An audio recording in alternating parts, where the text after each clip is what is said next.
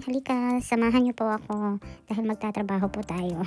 Ngayon po ay ikapito ng Enero 2026 at sa araw na ito ay 12 hours po ang duty ko from 8 a.m. to 8 p.m. Sa mga hindi po nakakaalam ay winter time na po dito sa UK. Kaya medyo bagal na po yung mga kilos natin kasi taglamig na po dito.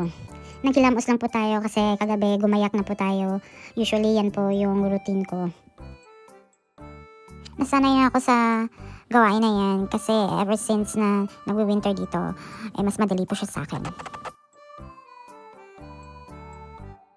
Tapos naglalagay lang po ako ng light makeup like lipstick, blush on, and all that. Pinupusod ko lang po ng half ponytail ang buhok ko. Then voila, tapos na. Hindi po ako nagbe-breakfast sa morning kasi po 1 meal a day lang po ako at usually tinitake ko siya around lunchtime. At sanayan na rin kasi kaya parang mas nabibigatan ako kapag kumakain ako ng morning. Gusto ko lang po, light lang po yung feeling ko. Parang ganun. Matagal ko na po itong ginagawa, pero kung hindi naman po kayong sanay, huwag niyo po akong tularan. Kasi nasanay na po talaga ako nag-1 meal a day. At saka, hindi po ako masyadong nagkakasakit. Yan po ang nararanasan ko. Kaya tinutuloy-tuloy ko na rin po siya. Sa hindi po rin nakakaalam, nag-lose din po ako ng 23 kilos. Sobrang laki ko po noon. At kung gusto niyo pong malaman, sa susunod na po na, i-detalye ko yung mga pangyayari kung paano po ako pumayat. Sumasakay po ako ng bus on my way to work. Yung bus stop naman po ay konting lakaran lang po siya. So, hindi naman po siya masyadong hassle. Pero right now kasi ang daming roadworks na ginagawa. Kaya medyo malapit siya from our house. Kaya hindi po ako nahahassle. So, every 10 to 15 minutes po dumadating yung bus. At hindi naman po tayo late. Nag-aantay po ako sa bus stop. Dito po sa UK, hindi po nag-stop ang bus kahit saan. Meron po talagang bus stop. Kung hindi po kayo nakaabang sa bus stop, wala pong mangyayari. Hindi po talaga magsa-stop doon.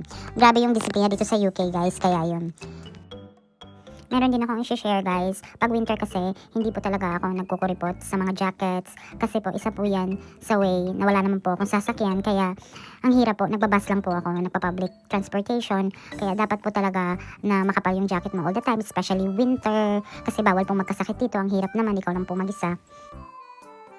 Yung travel time ko naman from home to work is up to 10 minutes lang, guys. Hindi naman siya masyadong malayo, kaya okay lang. Minsan nga, nilalakad ko lang siya. Pero ngayon kasi, it's winter, kaya nagbabas po talaga ako.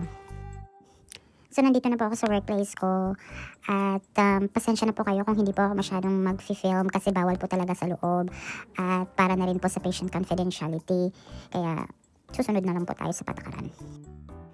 So, sa hindi po nakakalam, isa po akong nurse at 2021 po ako dumating dito. So, ayan, hindi ko na malayan, 5 years na pala ako at nag-enjoy din naman.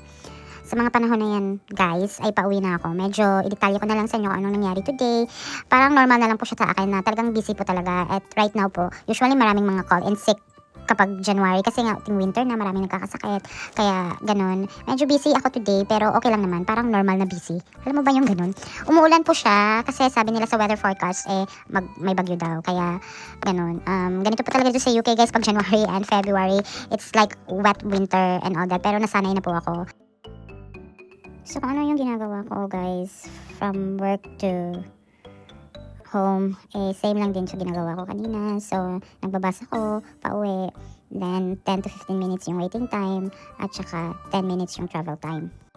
So, basically, yan lang po talaga yung routine ko kapag nag-work ako. At saka, iba naman po siya kapag day off ko po. Matagal po akong gumising yan. Parang luxury ko na po yan kapag matagal po akong gumising. Ganyan po. So, sana may natutunan kayo. At see you next time on my next video. Bye!